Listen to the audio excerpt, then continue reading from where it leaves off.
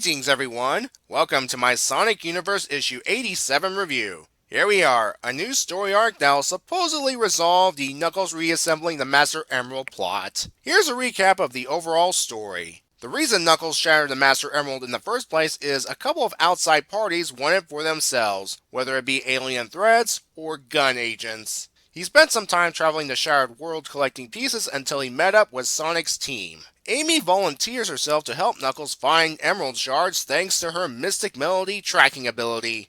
They've slowly been making progress and have recently discovered that the remaining shards are located on West Side Island. How oddly convenient.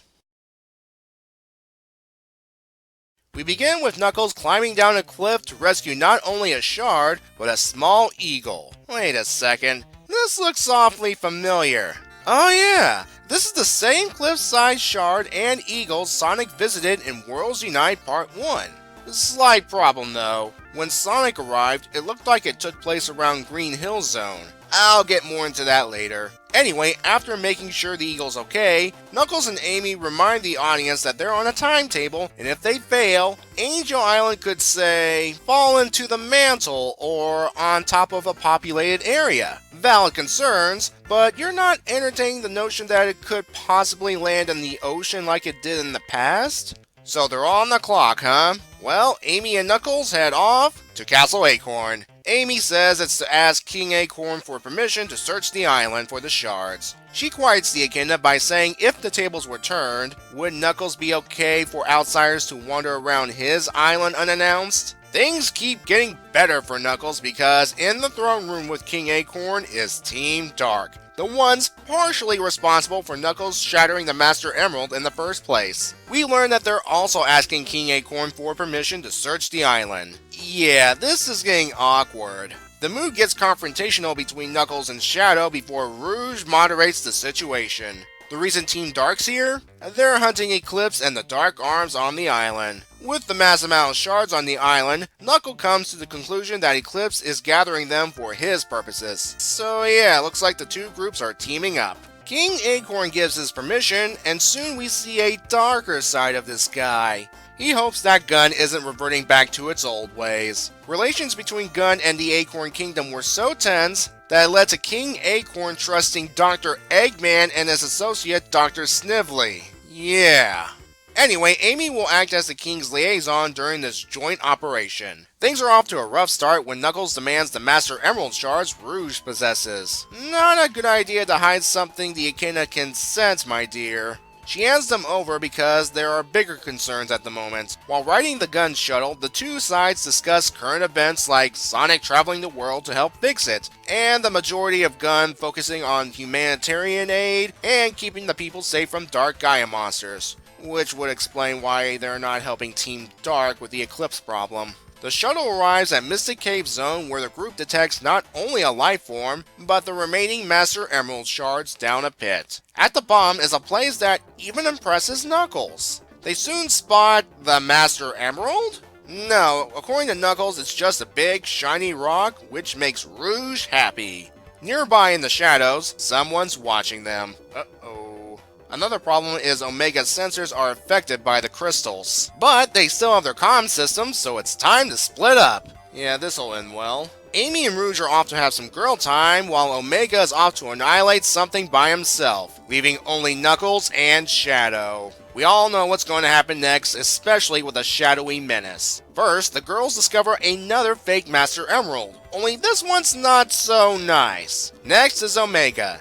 After someone, presumably the shadowy figure, asks if Omega's with Dr. Eggman, he freezes Omega in crystal. Lastly, we have Knuckles and Shadow arguing again until they are interrupted by a big purple echidna? He introduces himself as Nexus and states he's searching for the Master Emerald Shards as well. Okay, I'm going to go ahead and nip this in the bud. Nexus here, it's actually our good friend Walter Nagas in disguise. A number of people probably figured this out already, and the comic's not even trying to hide the fact. But still, I'm going to lay out the clues. First, a back-to-back picture of Walter and Nexus will reveal that they have the same purple coloring, the same red eyes, the same or similar looking boots and gloves, And look at that white design on Nexus' chest. Very reminiscent of a beard. Second clue is the setting. As I suspected from the last issue, Walter is indeed hiding out in the Sonic 2 Hidden Palace Zone. More on that location in a bit. The third major clue is how the others were attacked. Crystals. When Omega was attacked, notice that it was very similar to the way Metal Sonic was attacked in Eggman's Dozen. Walter asking Omega if he's with Dr. Eggman is another small clue. Probably still sore from his defeat last issue. Some of you might be wondering, where did Walter get shape-shifting powers? It was actually foreshadowed a bit in the previous arc. In issue 85, during the scene with Mordred Hood and Conquering Storm capturing the Witch Carters, Hood mentioned the Troll's powers, which includes shape-shifting. As for why Walter chose an Echidna, well, he was watching the group before they split up, and Rouge mentioned Knuckles being the last of his kind. Choosing the Echidna form could be a way to try and trick Knuckles. You know, get some sympathy and stuff. Plus, Walter has 3 shards. The same 3 shards Knuckles needs in order to complete the Master Emerald. Finally, the Nexus form. Is this a nod or a jab at Boom Knuckles? I'll let you decide. The level settings. I said earlier that the area here might be Green Hill Zone. This could rub people the wrong way, as Green Hill Zone's usually located on South Island, and this is clearly West Side Island. But here are a couple of ways the situation could be salvaged. 1. It is an area similar to Green Hill Zone, but not quite. Or 2. It is Green Hill Zone, but it's at the southern portion of West Side Island. I can explain. The caption box here explains that King Acorn is the king of the Acorn Archipelago. Archipelago is a term for a group of islands, usually in a chain, cluster, or collection. Now, it might be possible that West Side Island and South Island are a part of this group. Sonic could have started his crusade against Eggman on West Side Island before following him to South Island. So far, there is no evidence to the contrary, and I would be satisfied with this explanation. Despite game events happening in the comics, they don't have to be one-to-one translations between the two mediums. Something that's more accurate is Sonic 2's Hidden Palace Zone, with its architecture and fake Master Emeralds. The way the team found it is actually a nice nod to the mobile version of Sonic the Hedgehog 2.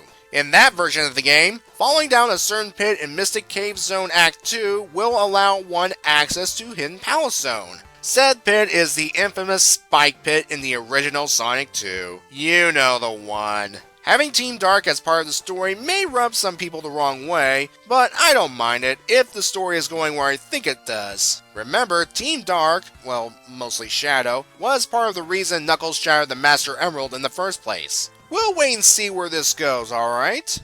Team Dark's presence in the throne room reveals some interesting history between the Acorn Kingdom and Gun.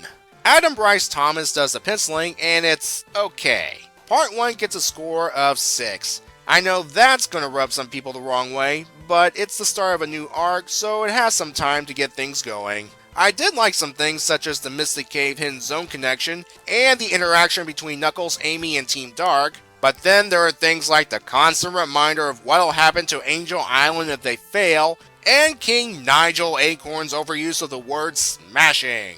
Anyway, next time we'll see if Walter can trick Knuckles into giving him the remaining Master Emerald shards. The troll is already using 3 shards as a power source, so why not have the complete thing? Until then, have a good day, and be safe.